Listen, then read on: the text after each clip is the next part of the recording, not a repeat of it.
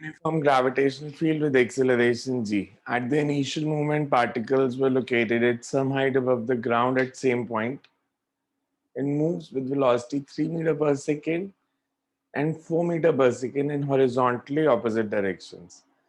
Find the distance between the particles at the moment when their velocities becomes perpendicular. हमें दिया है कि हमने सेम हाइट से दो पार्टिकल्स को प्रोजेक्ट किया बट ऑपोजिट डायरेक्शंस में.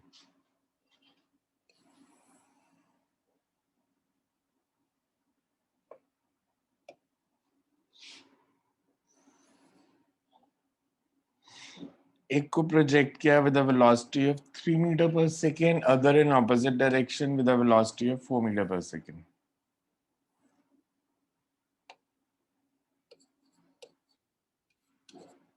From certain height.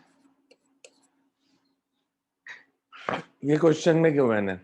And find the distance between the particles at the moment their velocities are perpendicular.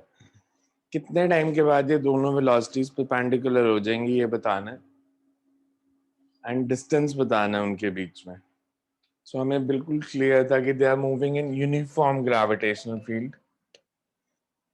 G constant है, uniform field है. Initial movement they are located at some height. किसी height पे हैं वो h पे. And move with velocity 3 meter per second and 4 meter per second in opposite direction. So how will you find कि इनकी velocity perpendicular कब हो जाएगी? You have to find their velocities after some time when they are perpendicular. कैसे approach करें?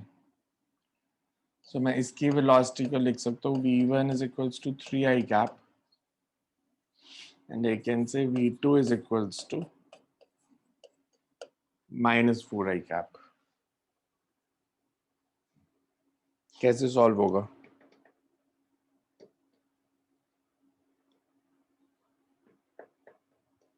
कुछ idea?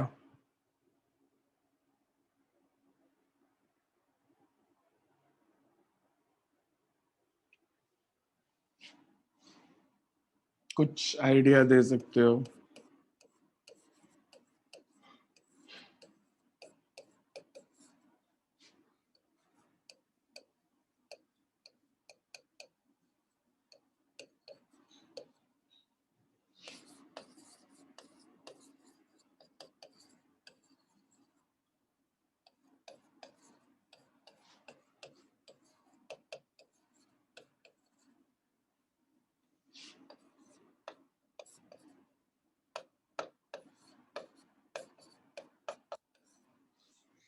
अगर मैं फाइनल वेलोसिटीज को v1 डैश और v2 डैश लिखूं, अगर ये परपेंडिकुलर है तो इनका डॉट प्रोडक्ट 0 होना चाहिए.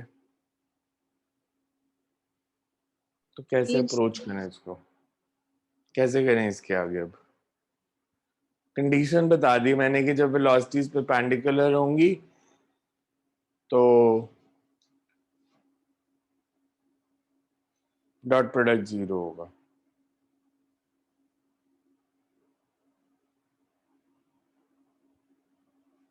ये बॉडी इधर जा रही है,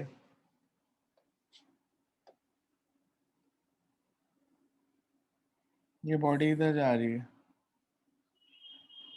किसी इंस्टेंट के बाद इसकी वेलोसिटी इस डायरेक्शन में, इसकी वेलोसिटी इस डायरेक्शन में.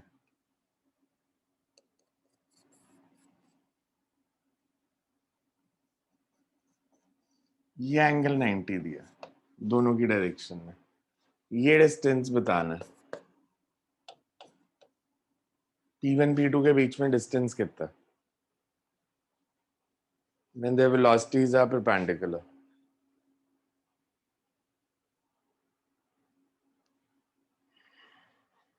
टाइम बता सकते हो कितने टाइम के बाद वेलोसिटीज परपेंडिकुलर हो जाएंगी?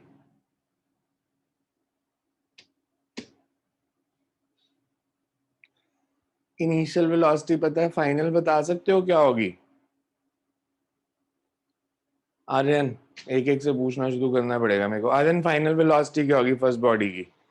जिसकी इनिशियल वेलोसिटी 3i कैप है उसकी फाइनल वेलोसिटी क्या होगी आफ्टर टाइम t?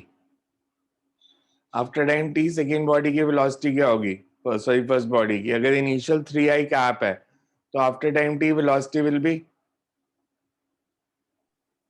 आयुष बोलो बोलो। Sir you sine theta minus GT। ये कौन सा फॉर्मूला है यार? कहीं भी कोई भी फॉर्मूला उठा के लगा देते हो। ये you sine theta cos theta oblique projectile में नहीं करते थे? ये ऑब्लीक प्रोजेक्टाइल नजर आ रही है कहीं से? हॉरिजॉन्टली थ्रो किया है। आपका 10th वाली मेंटेलिटी से बाहर क्यों नहीं निकलते यार? प्लग एंड प्ले क्यों करते रहते हो हमेशा? कि एक फॉर्मूला उसमें उठा के फॉर्मूले में डालनी है वैल्यू। दिमाग भी तो लगाना होता है। यू साइन थीटा यहाँ पे कहां नजर आ रहा है? देखो मेरे को बता, मैंने कहा यू साइन थीटा लिखा है? Next Ayush, velocity after time T. मैं लिटरली एनसीईआरटी बैच बना दूंगा इसको। जो आपने सबने लिखा था ना बोर्ड और कंपटीशन इकट्ठे करना, आपके बस की बात लग नहीं थी मेरे को। अब से बोर्ड ही पढ़ो पहले। और सर्कुलर मोशन की एक मैंने छोटी सी डेरिवेशन करानी थी, सेंट्रीपिटल फोर्स का खत्म हो जाना था सर्कुलर मोशन। और प्रोजेक्टाइल में ये सब कुछ नहीं कराना था, फॉर्मूले वाले क्वेश्चन करा देने थे। तो 2 साल बाद मेरे को कोसते कि हमें कुछ आता नहीं है कंपटीशन का। आयुष फाइनल वेलोसिटी बताओ after time T, first body की velocity after time T. Disha, velocity of first body after time T किसको आती है पूरे बैच में से? -4 माइनस GT। कितनी? -4 माइनस GT। बस। कभी परपेंडिकुलर होगी नहीं अगर ये फॉर्मूला लगाओगे तो। वेक्टर्स का यूज ही नहीं कर रहे आप। कंसेप्ट तो ठीक लगाया पर वेक्टर्स यूज नहीं किए। फर्स्ट बॉडी की फाइनल वेलोसिटी होगी -3i cap minus GT_j cap. Acceleration तो वाई डायरेक्शन में -y। Initial velocity x direction में, सॉरी 3i। और दूसरी बॉडी की वेलोसिटी होगी -4i cap minus GT_j cap and this should be 0। v is equal to u plus at। इसके लिए u 3i है। इसके लिए एक्सेलरेशन कितनी है फर्स्ट बॉडी के लिए वेक्टर फॉर्म में? फर्स्ट बॉडी की एक्सेलरेशन वेक्टर फॉर्म में -GJ का। दोनों के लिए सेम ही है। तो v is equal to u plus at लगाना था। अब मेरे को डॉट प्रोडक्ट लेके बताओ क्या आएगा। डॉट प्रोडक्ट क्या आया? 3i minus 4i। Dot product क्या हो जाएगा? इन दोनों को मल्टीप्लाई करेंगे तो -12 -12 i cap. i cap. Dot product vector होता है स्केलर होता है? A scalar. डॉट क्या होता है? तो आई जे के थोड़ी आएगा साथ में, सिर्फ -12। 3i और माइनस GT_j कैप का आर्यन 3i dot GT_j cap dot product क्या होगा?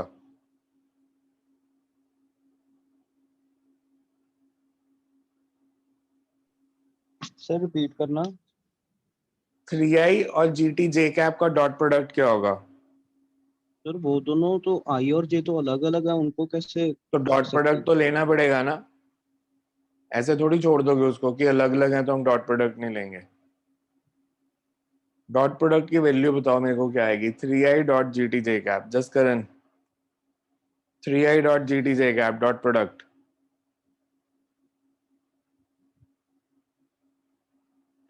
-3GT। 0। I dot j, I and j are perpendicular. Similarly, a be 0 plus g square t square. This should be 0. तो t की value तो यहां से आ गई। t square is 12 by g square. Implies t is under root of 12 upon g.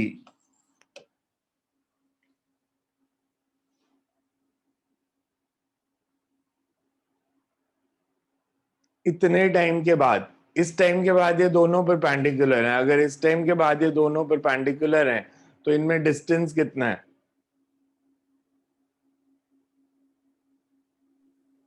1p2।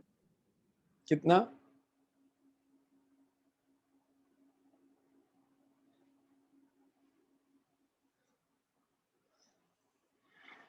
Distance between the two.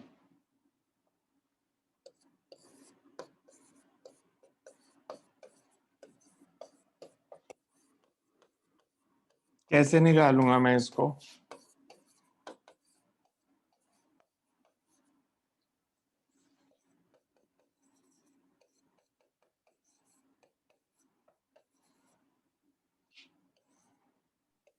Sir हम जैसे horizontal distance निकाल सकते हैं दोनों का, दोनों ने कितना कवर किया है हॉरिजॉन्टल डिस्प्ले। और वर्टिकल? वर्टिकल सेम करेंगे डिफरेंट करेंगे? वर्टिकल डिस्प्लेसमेंट दोनों की सेम होगी या डिफरेंट होगी? तो सेम होगी। सेम होगी, क्यों? दोनों की वर्टिकल डिस्प्लेसमेंट सेम क्यों होगी? सर हमने जो टाइम निकाला है टी, वो तो मतलब दोनों की डॉट प्रोडक्ट से ही निकाला ना, तो वो टी तो दोनों के लिए है। टी सेम है, मैं कह रहा हूँ वर्टिकल डिस्प्लेसमेंट सेम क्यों होगी? वर्टिकल डिस्प्लेसमेंट का सेम का मतलब है अगर ये वाई डिस्टेंस नीचे आया तो ये भी वाई डिस्टेंस ही नीचे आया सेम टाइम में। मैं कह रहा हूँ दोनों की वर्टिकल डिस्प्लेसमेंट सेम क्यों होगी? दोनों की सर क्योंकि इनिशियल वर्टिकल, बोलो बोलो। सर क्योंकि दोनों के लिए हमने जी टी जे कैप लिया है। वो तो एक्सेलरेशन है ना, हमेशा अगर जी तो हमेशा ही सेम होगा तो हमेशा वर्टिकल डिस्प्लेसमेंट सेम ही आएगी हर न्यूमेरिकल में। प्रोजेक्टाइल मोशन में जी तो सेम ही रहता है तो हमेशा वर्टिकल डिस्प्लेसमेंट सेम ही होती है।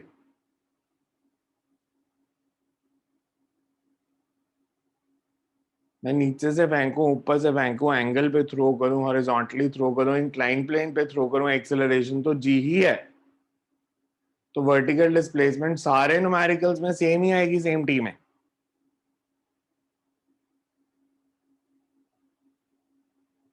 नहीं, बिकॉज इसमें इनिशियल वर्टिकल वेलोसिटी भी दोनों की जीरो है, इनिशियल वेलोसिटी भी जीरो है और दोनों की एक्सेलरेशन भी सेम है। एक्सेलरेशन तो हमेशा ही सेम होती है, that's not important. You same है वर्टिकल डायरेक्शन में, दोनों जीरो वेलोसिटी से मूव कर रहे थे इसलिए वर्टिकल डिस्प्लेसमेंट सेम है। मैंने डिस्टेंस अगर लिखना है तो मैं ऐसे सीधा लिख दूं,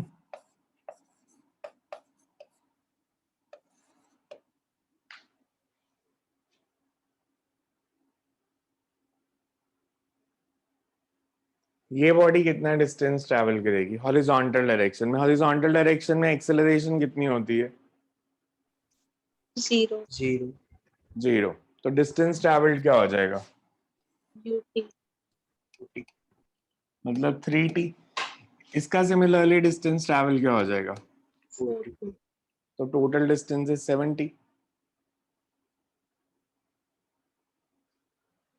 यही आएगा ना आंसर, 3t प्लस 4t। या आप इसको ऐसे सोचो, इनिशियल रिलेटिव वेलोसिटी कितनी है? Initial relative velocity of two bodies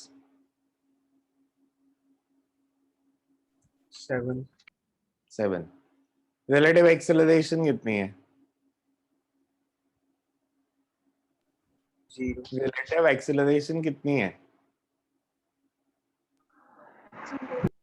0। Final relative velocity कितनी है? Final relative velocity when they are perpendicular, final relative velocity when they are perpendicular.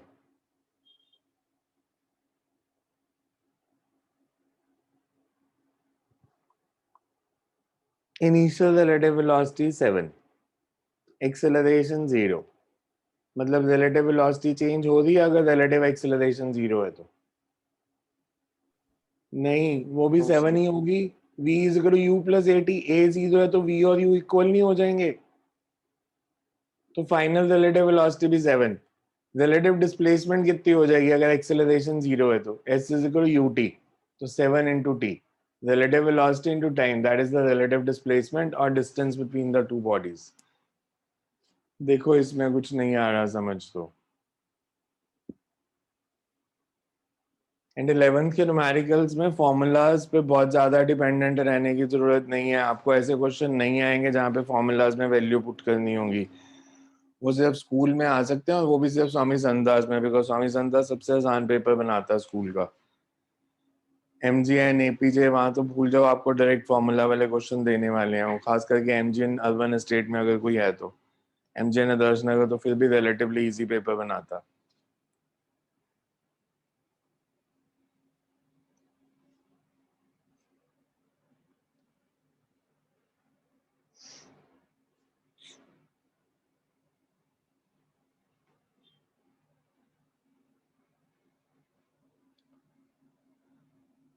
Figure shows two position A and B at same height h above the ground. Maximum height is capital H. Then determine time elapsed between the two positions A and B in terms of h. हमें ये दिया है,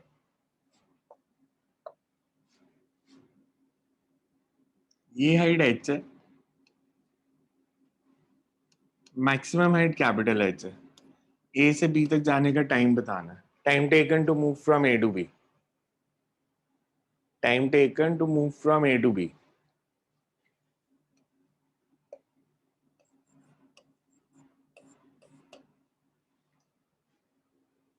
projectile को throw किया आपने, normal numerical है तो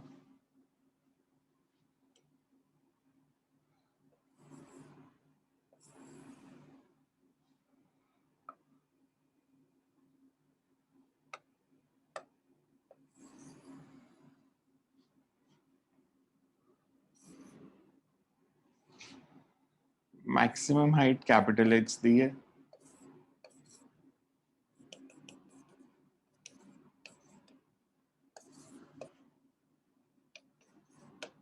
A से B तक जाने का टाइम बताना है। Time taken to move from A to B।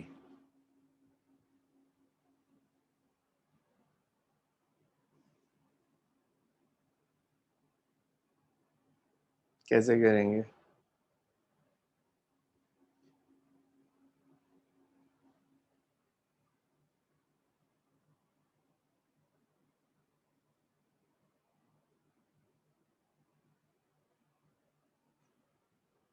You have to find answer in terms of h in small h and g तो आएगा ही।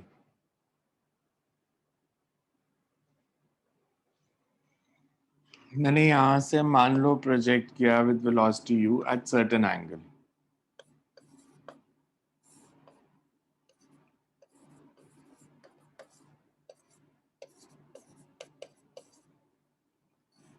यहाँ पे एंगल सेम होगा या डिफरेंट होगा?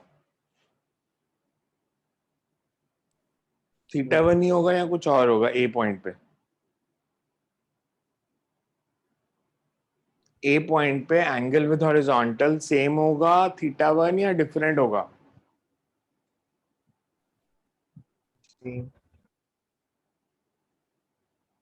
एंगल चेंज नहीं होता। यहाँ पे मैं एंगल पूछूंगा तो कितना हो गया यहाँ पे हॉरिजॉन्टल के साथ? 0। तो एंगल थीटा 1 से कम होता है, यहाँ तक जाते जाते 0 हो जाता है सेम एंगल थीटा 2। यहाँ पे वेलोसिटी है v, ये v cos थीटा 2, ये v sin थीटा 2। अगर इधर वेलोसिटी v है, इधर सेम होगी या डिफरेंट होगी? v होगी या कुछ और होगी? सेम हाइट पे, same. Conservation of energy same.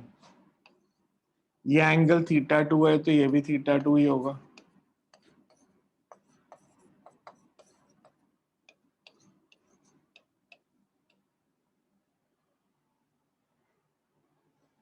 आपको बताना है time taken to move from A to B।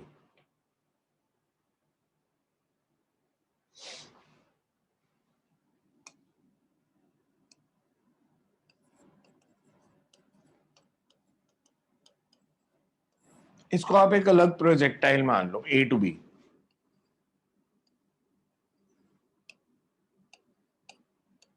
Vertical velocity कितनी है? v sin theta 2। तो टाइम कितना लगेगा A से B जाने में? 2v sin थीटा 2 है जी। तो हमें आंसर निकालना है in terms of h, capital H in small h। तो कैसे लिखूं? ये v तो पता नहीं, हमें थीटा भी नहीं पता, ना थीटा 1 पता है, ना u पता है, कुछ नहीं पता। h की टर्म्स में कैसे लिखोगे? ये डिस्टेंस कितना है? बेसिकली इस डायग्राम से देखो तो ये डिस्टेंस कितना है? Capital H minus small. और ये इस प्रोजेक्टाइल के लिए मैक्सिमम हाइट है, तो h माइनस एच किसके इक्वल है? b square sin square theta sin by 2 theta by 2g. 2g. v square sin 2 v square sin square theta 2 by 2g। तो यहां से v sin theta 2 कितना आ गया?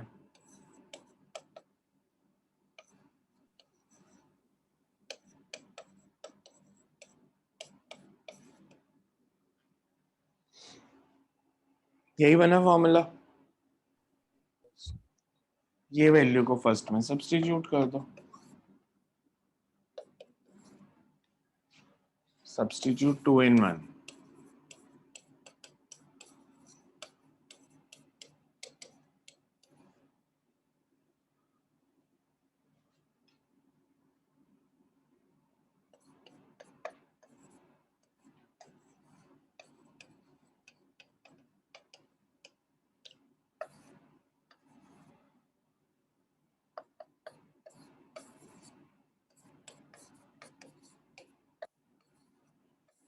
टाइम ऑफ फ्लाइट आ गया।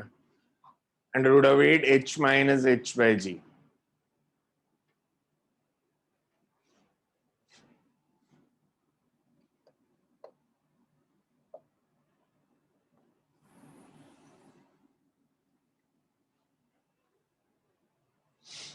देखो आ रहा है समझ?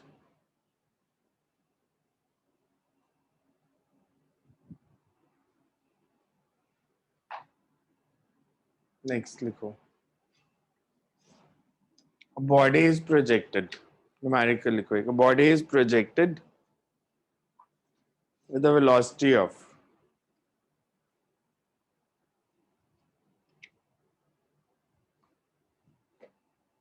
20 meter per second.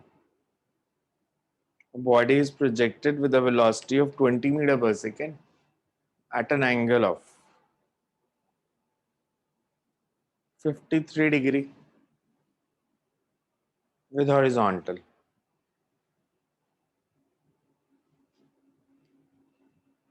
Find radius of curvature. Find radius of curvature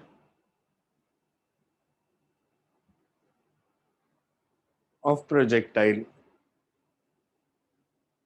at the point where it makes an angle of 37 degree with horizontal. At which it makes an angle of 37 degree with horizontal.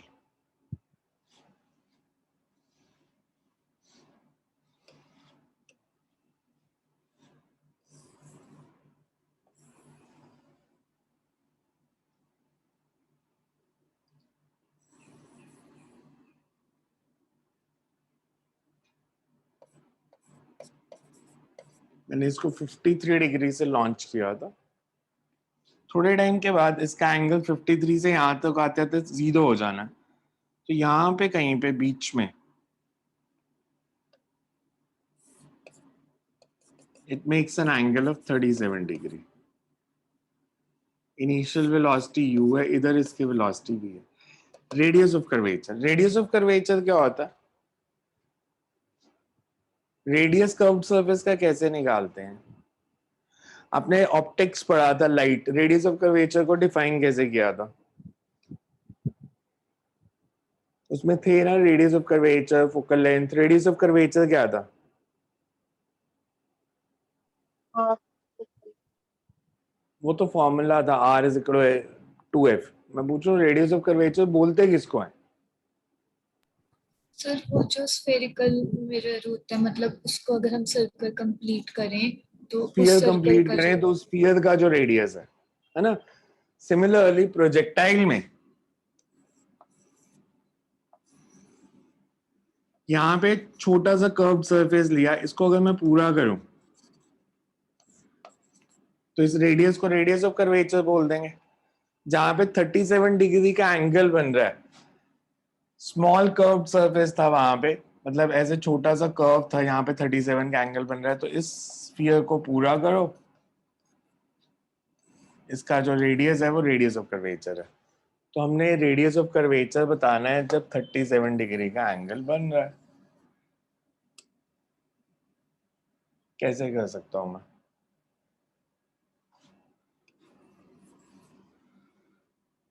अगर मैं आपको circular motion देता,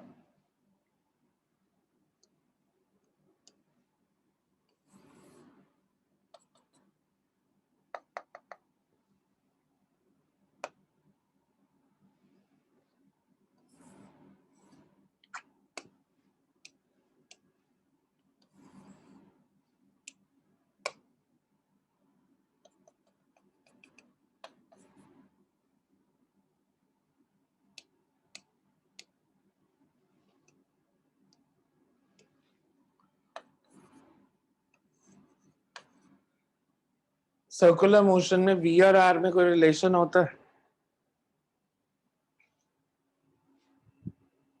centripetal acceleration का formula क्या था? square by क्या था? Centripetal acceleration is V square by R. v square by R. Centripetal acceleration को हम रेडियल भी कहते हैं, that's v square by R, और r can be written as v square by R. ar इसमें क्या है? इसमें ar क्या है? रेडियल या सेंट्रिपिटल एक्सेलरेशन है ना।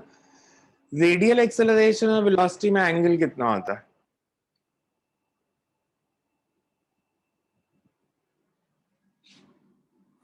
रेडियल एक्सेलरेशन इस डायरेक्शन में 90। 90. मतलब जो एक्सेलरेशन वेलोसिटी के परपेंडिकुलर होती है वो रेडियल होती है, जो वेलोसिटी के पैरेलल होती है वो टेंजेंशियल होती है।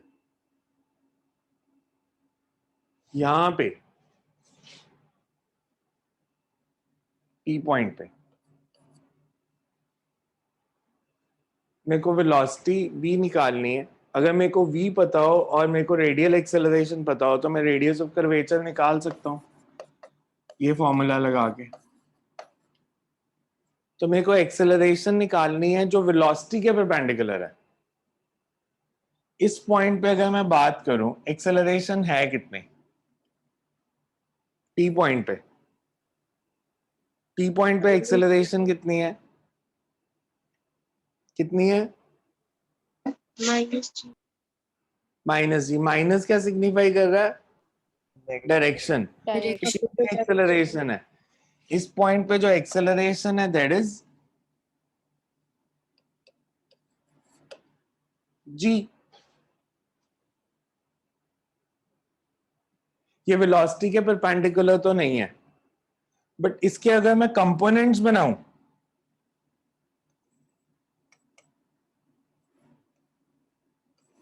ये वेलोसिटी के परपेंडिकुलर है और ये वेलोसिटी के साथ कोलिनियर है, तो मेरे को ये वैल्यू चाहिए G perpendicular, this will be the radial acceleration. जो भी एक्सेलरेशन का कंपोनेंट वेलोसिटी के परपेंडिकुलर होता है दैट इज रेडियल एक्सेलरेशन। तो ये होगा कितना? जी cos 37 या जी sin 37?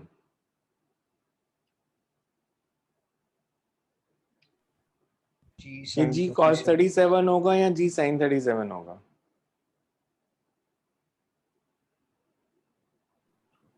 G sin 37. ये एंगल 37, ये पूरा एंगल 90, तो ये एंगल कितना हो गया? 53, तो ये 37।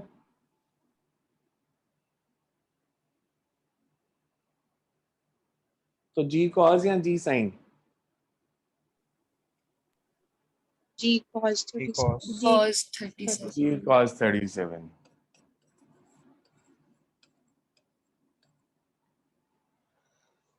तो रेडियस ऑफ कर्वेचर कितना? v square by g cos 37।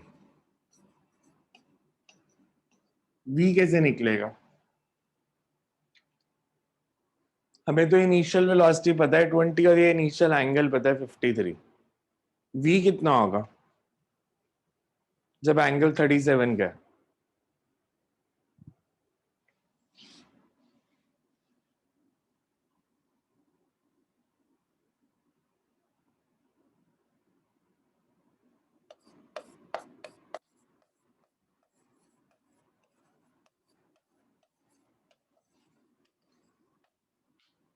कैसे निकालूं v की वैल्यू?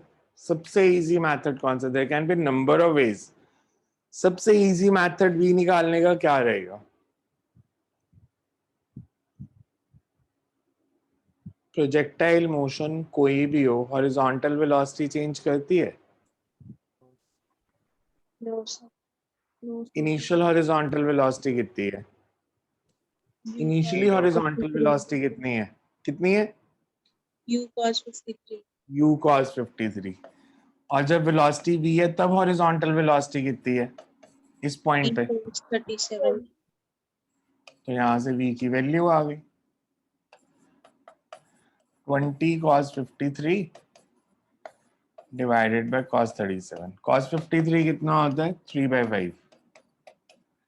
दिस इज 4/5, सो 60/4 50 हो गया सॉल्व।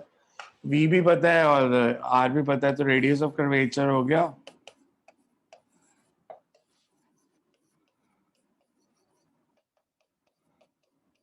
15 square by 10 cos 37, मतलब 225/8।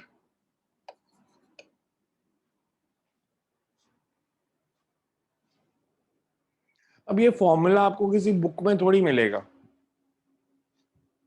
तो अगर आप सोचो कि आपको फॉर्मूला पता मिलेंगे, तो फॉर्मूला तो आपने ये पढ़ा था।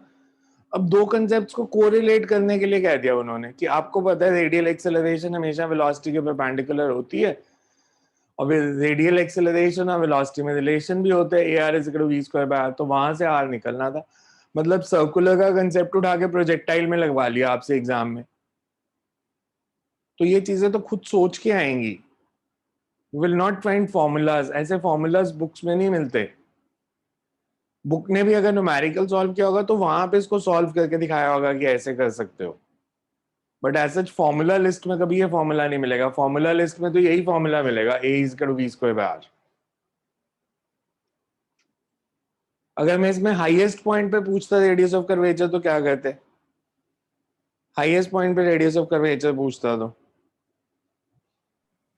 Radius of curvature at highest point तो v²/g।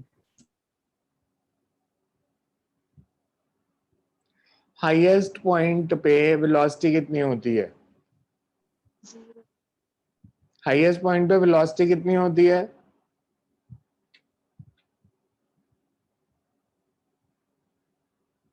Velocity at highest point u cos theta u cos theta. तो रेडियस ऑफ एक्सेलरेशन g, और जो g और u cos थीटा उसमें एंगल कितना बनेगा हाईएस्ट पॉइंट पे? 90 मतलब वो रेडियल एक्सेलरेशन ही है, तो radius of curvature at highest point is always u² cos² θ/g, because highest point पे हमें वेलोसिटी पता है ऑलरेडी कि हाईएस्ट पॉइंट पे वेलोसिटी होती है u cos थीटा, और जो एक्सेलरेशन है ये v के परपेंडिकुलर ही है। तो radius of curvature at highest point अगर निकालोगे तो it will always be u² cos² θ/g।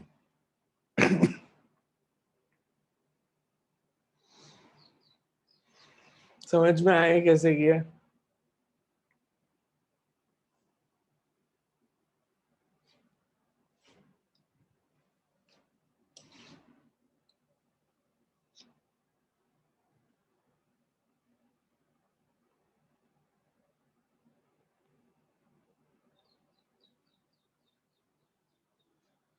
In the figure shown, the two projectiles are fired simultaneously. Minimum distance between them during the flight is.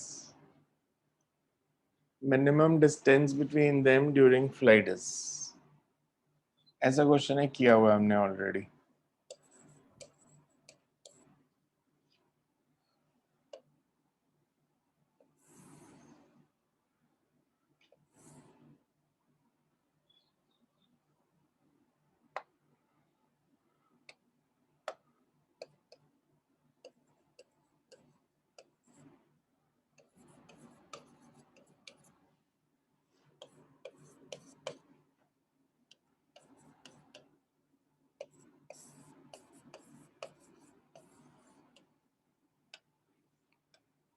अगर हम components की बात करें, this will B 20√3 cos 60. कितना आ जाएगा ये?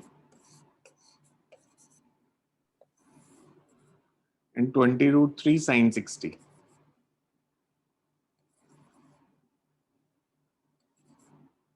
30. Similarly, ये 20 cos 30.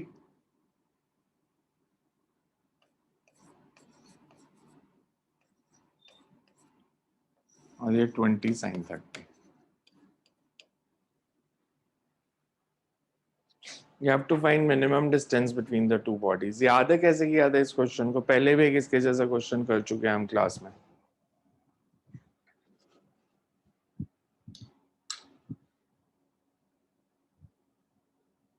किसी को याद है तो?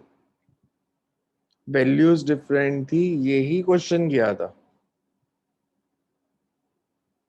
तो मेथड क्या यूज किया था, if somebody remembers?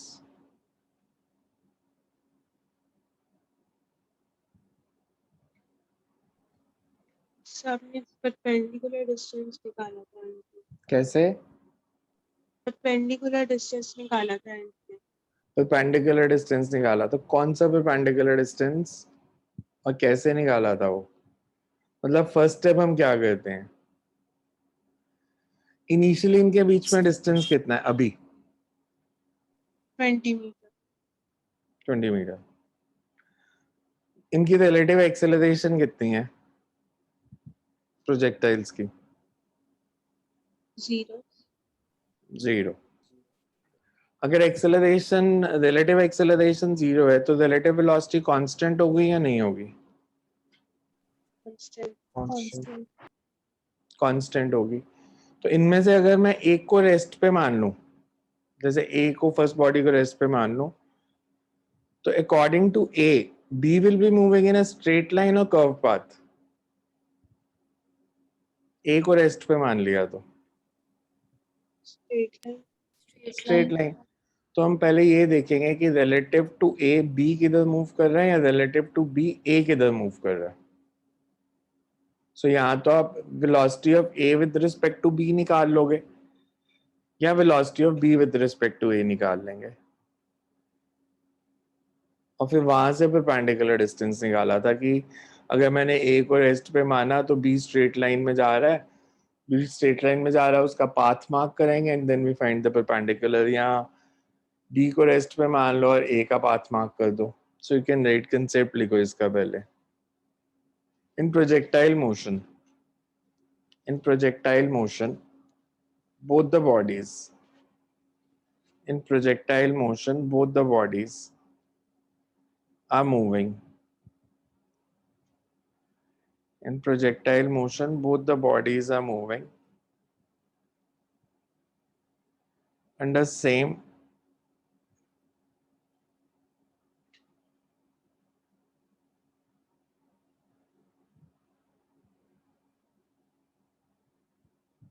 acceleration, that is gravity.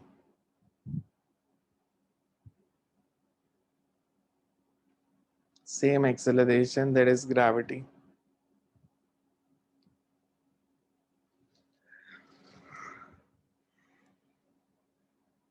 Therefore, relative acceleration is 0 and relative velocity is constant. Therefore, relative acceleration is 0 and relative velocity constant. This implies that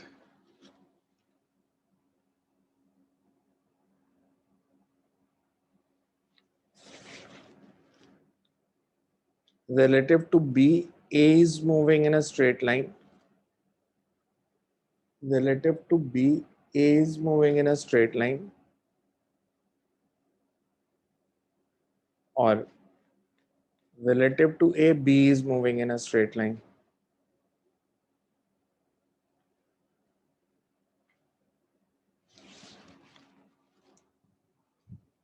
So इसको मैंने A माना, इसको B माना.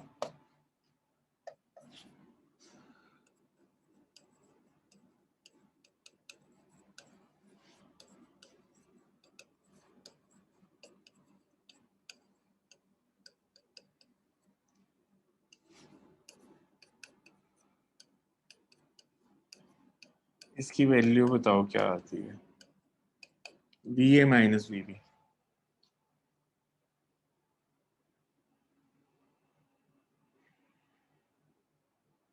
VA minus VB की value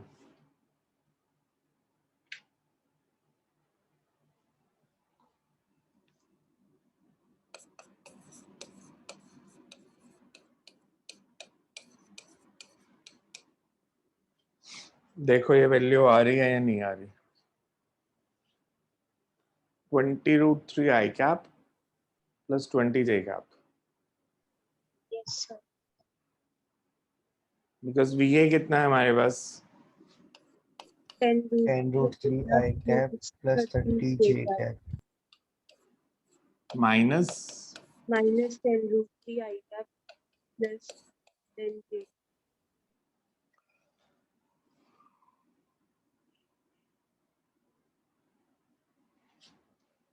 तो A velocity of A with respect to B, मैंने किसको rest पे माना, A को या B को? B को। B को रेस्ट पे माना तो उसको लग रहा है A मूव कर रहा है और A की वेलोसिटी x डायरेक्शन में है 20√3 और y डायरेक्शन में है 20। तो रिजल्टेंट वेलोसिटी A की किस डायरेक्शन में होगी? तो B को लग रहा है कि A ऐसे मूव कर रहा है,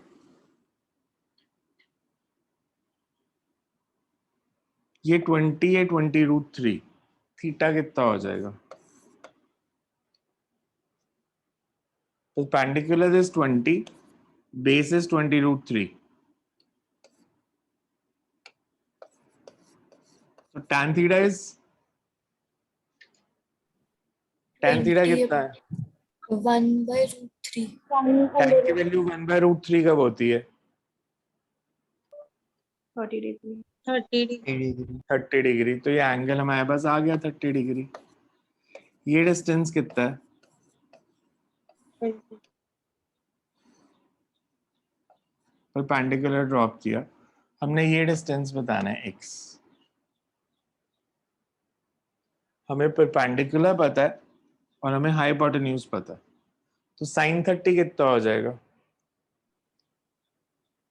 sin 30 X by 20 is equal to तो x is 10. this is the minimum possible distance, 10 मीटर। जब भी मिनिमम डिस्टेंस आएगा आप इसको ऐसे ही सॉल्व करोगे रिलेटिव कंसेप्ट से। So, इसका मतलब ये है कि A is moving along AC,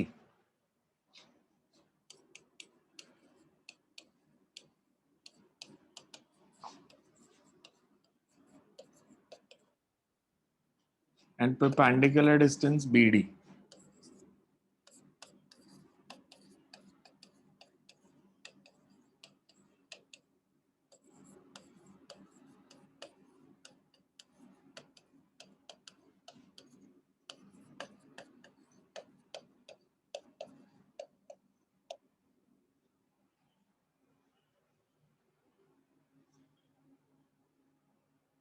clear है ये?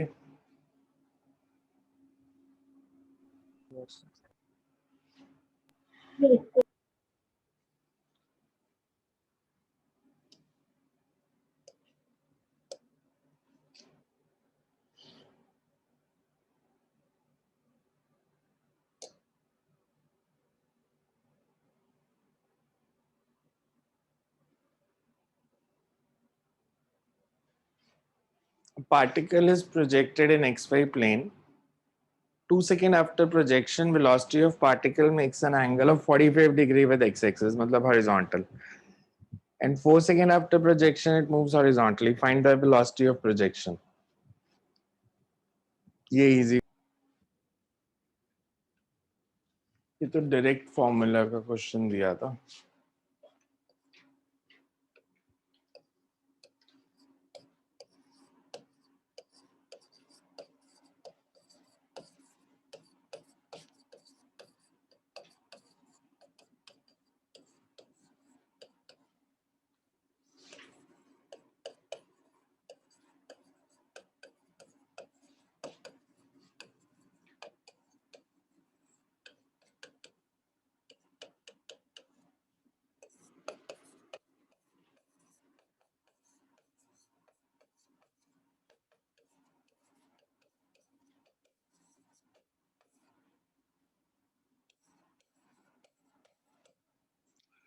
ये फॉर्मूला था. अब at t is equals to 2 या 4 ले लेते हैं पहले. Beta is 0.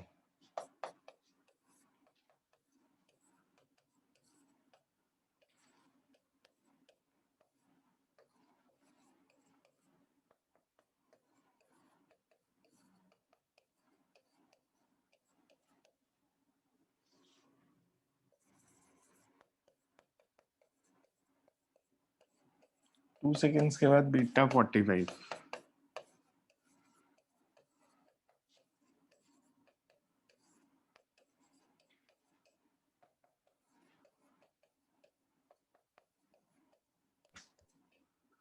So u cos theta is 20.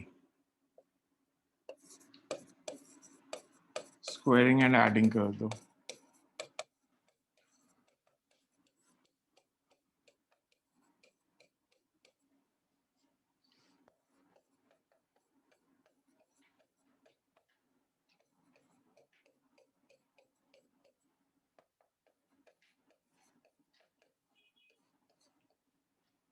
So 20 root 5 meter per second.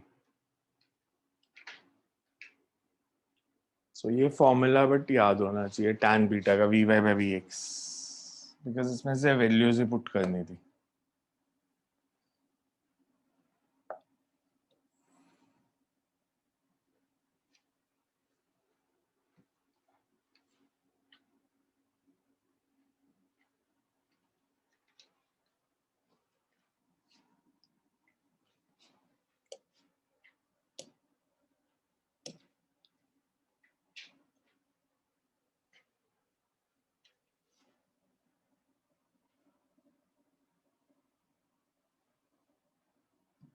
A ball is projected at 30 degree above the horizontal from top of a tower and strikes the ground in 5 seconds at an angle of 45 degree with horizontal.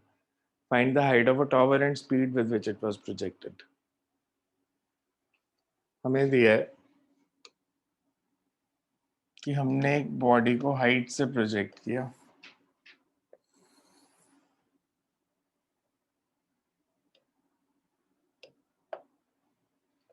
at an angle of 30 degree.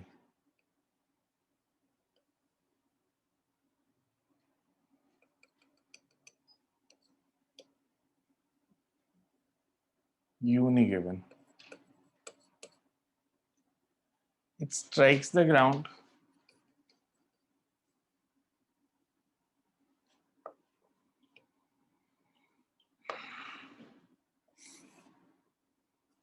at an angle of 45 degree with horizontal. हमने बताना है angle of projection and height of tower. यहां तक पहुंचने में 5 seconds लगे हैं.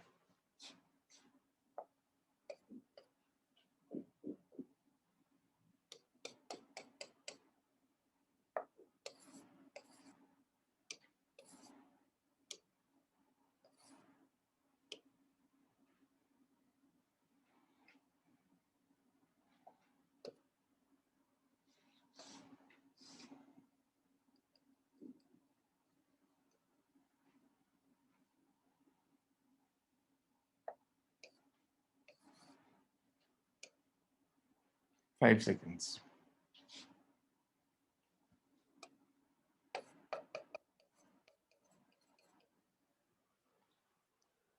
H और U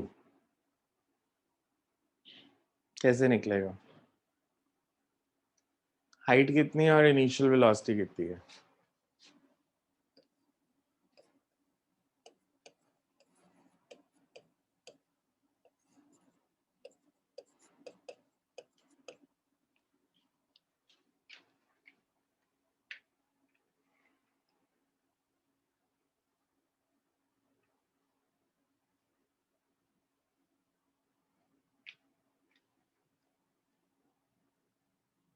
इसका मैं अगर आपसे पूछूं नीचे पहुंचने में टाइम लगेगा कितना, उसका फॉर्मूला क्या होगा? वर्टिकल डिस्प्लेसमेंट कितनी है?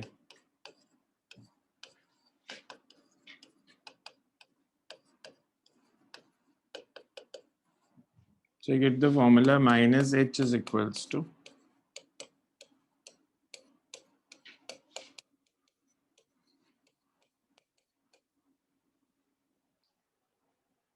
ये रिलेशन बनेगा S is equal to u t plus half a d square. ये 45 डिग्री का फाइनल एंगल क्यों दिया है? एंगल 45 कब होता है?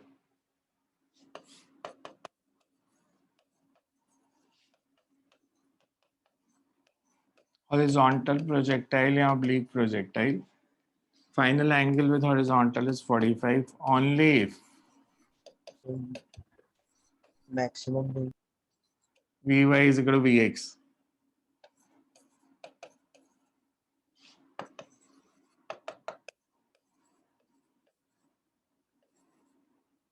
U sin theta minus gt is equal to U cos theta. तभी फाइनल एंगल 45 का आएगा। मेरे पास ऐसे वेलोसिटी है, ये v, ये vx, ये vy, ये एंगल 45 का कब होगा? जब ये दोनों इक्वल होंगे परपेंडिकुलर बेस, तभी tan 45 1 आएगा। तो ये कंसेप्ट यूज होना था यहाँ पे कि u sin theta minus gt is equal in magnitude to u cos theta, magnitude।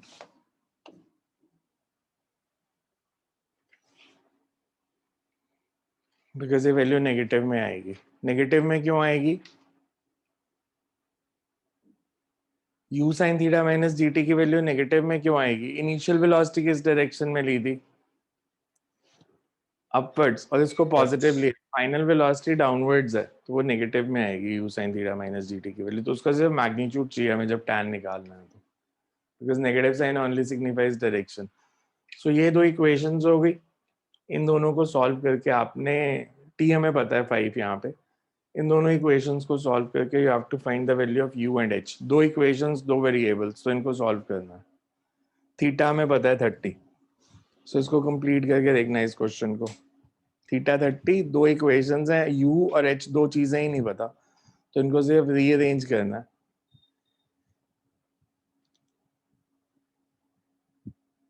So next time करते हैं इसको, देखना है एक बारी सारे क्वेश्चंस को जो आज किए हैं।